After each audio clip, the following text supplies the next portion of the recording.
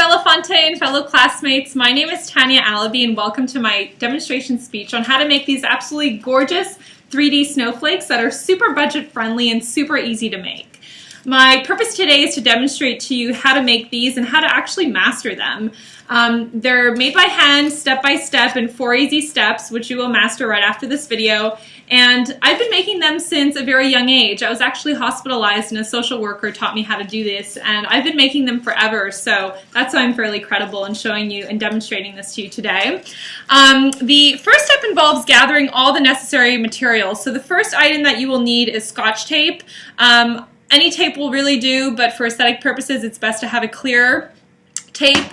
The second item is a scissor to cut the paper. The third item you'll need is a stapler, and also ensure that you have at least 10 staples inside it to bind the snowflake together.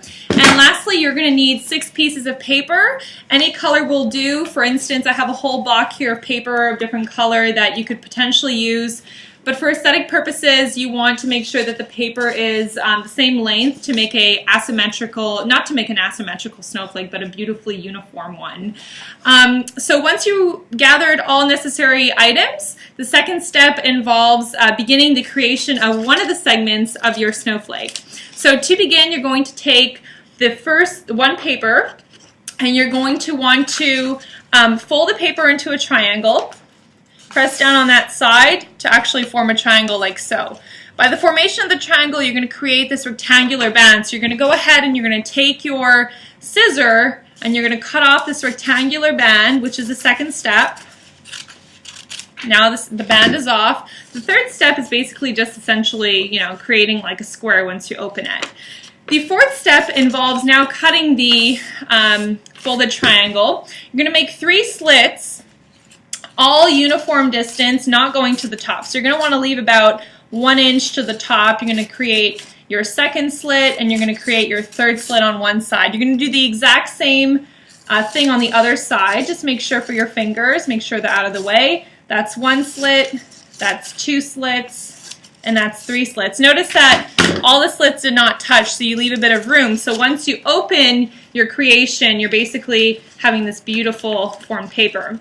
Your fifth step involves taking your 2 innermost folds, so these 2 small ones here, and in turn folding them to create a little kind of tube.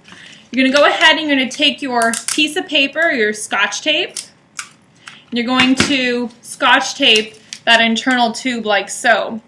The 7th step involves turning the entire structure around. So I just created my Scotch tape. Now I'm going to turn it completely around and take the next innermost tubes, go ahead and put them together. This time, however, for simplicity reasons, I'm going to staple it.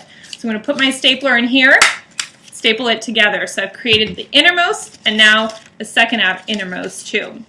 Just the same way we did it, the 7th step is actually turning this entire structure around and doing the same thing on the opposite end. So you're going to create that exact same tube on the opposite side. The 8th step involves doing the exact same thing. You must turn it around again and create that tube now on the opposite side. So you've created basically one of the segments right now of the snowflake. The 3rd step is to repeat all the steps we just did, so steps 1 through 8, for the rest of the 6 papers that you have, or 5 papers that you have to create the snowflake. So the 4th step involves, now that you've created all the segments, the 4th step involves holding one segment of the snowflake with 1 finger, taking the other segment, bringing it together. You can also do this at 3 at the same time. It just saves you time and energy. You're going to go ahead and staple it this way. Boom. Stapled. Perfect. You're going to do the exact same thing with the other segments, which I just did. You're going to go ahead, and the 3rd step involves bringing this all together and now stapling it in one bunch. Okay? So there you go. You've created a handmade snowflake for the construction of the entire snowflake in 3 easy steps. So in conclusion, let's go over those steps. The first step involved gathering all the necessary materials for the construction of the snowflake. The second step involved creating one of the segments of the snowflake.